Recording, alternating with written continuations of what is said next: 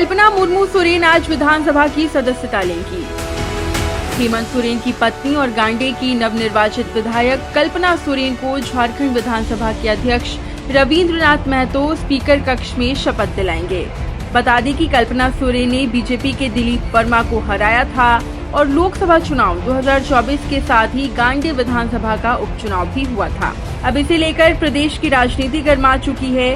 BJP प्रदेश प्रवक्ता प्रदीप सिन्हा ने कहा है कि कल्पना सोरेन आज शपथ ले रही हैं, उन्हें बहुत बहुत बधाई। लेकिन उनके राजनीतिक सफर में आने से बीजेपी को कोई नुकसान नहीं होने वाला है। अगर किसी को नुकसान होगा तो वो है जेएमएम के वरिष्ठ नेता चंपई सोरेन। कल्पना सोरेन की उपचुनाव में जीत के बाद आज उनका शपथ ग्रहण होना है।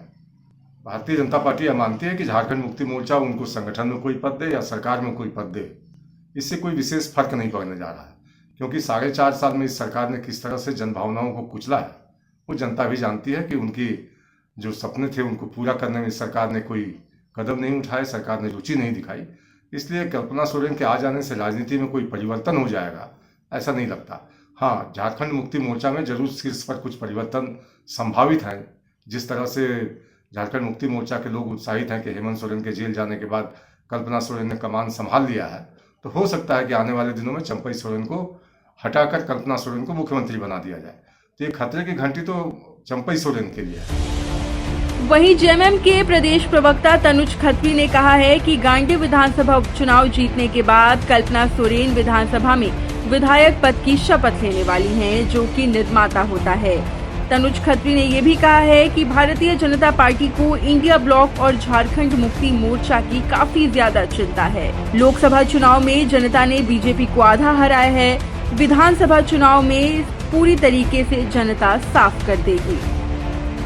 कि भारतीय जनता पार्टी डरी, उसके नेता डरे हुए और उनको अपने से ज्यादा इंडिया गठबंधन झारखंड मुक्ति मोर्चा की चिंता सताते रहती है और सतानी भी चाहिए। जिस प्रकार से लोकसभा के चुनाव में झारखंड की जनता ने उन्हें लगभग हाफ कर दिया है और आने वाला विधानसभा भारतीय जनता पार्टी को पूरी तरह से साफ कर देगा। वहीं झारखंड कांग्रेस के प्रदेश मीडिया प्रभारी राकेश सिन्हा ने कहा है कि संघर्ष के साथ कल्पना सोरेन राजनीति में आई हैं और संघर्ष से और उनकी जीत से भारतीय जनता पार्टी परेशान है। बीजेपी तो बाबूलाल मरांडी को प्रदेश अध्यक्ष पद से हटाने की तैयारी कर रही है, उस पर ध्यान दे। हम क्या कर रहे हैं उस पर ज्यादा ताका झाकी ना करें।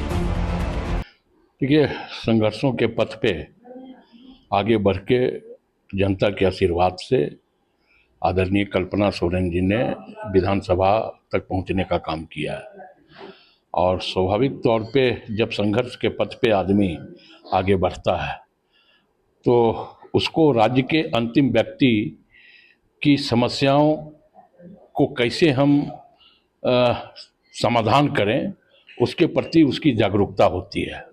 और आदरणीय कल्पना सोरेन जी विधानसभा में जनता की आवाज़ बनेंगी।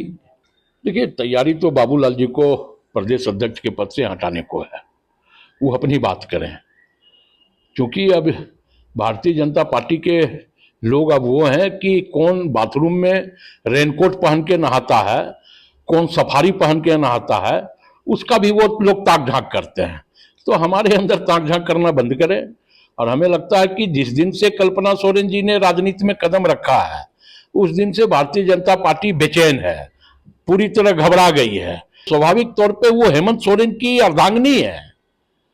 वही हिम्मत, वही जज्बा कल्पना सोरेन में ही है जो हेमंत सोरेन में है, और उस जज्बे के आगे पूरी भारतीय जनता पार्टी घुटना टेक दी है।